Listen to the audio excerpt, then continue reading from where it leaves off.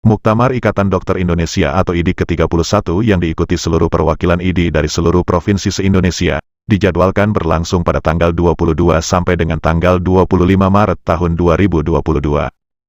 Dinas Tenaga Kerja dan Mobilitas Penduduk Aceh telah menyatakan komitmen untuk terlibat, dengan menjadi penanggung jawab atau liaison officer bagi peserta Muktamar IDI tersebut, tepatnya menjadi LO untuk kontingen.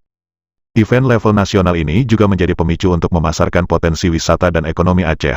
Dan pada hari ini Dinas Tenaga Kerja dan Mobilitas Penduduk Aceh di bawah kepemimpinan Akmil Hussein mendukung penuh kegiatan Muktamar Ikatan Dokter Indonesia ke-31 dengan mengikuti konvoi kendaraan dengan start di kantor Gubernur Aceh.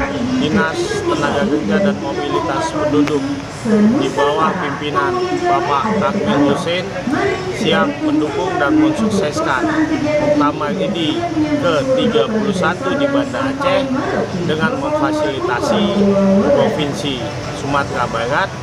Kita mempersiapkan 15 kendaraan dengan fasilitasi 71 peserta.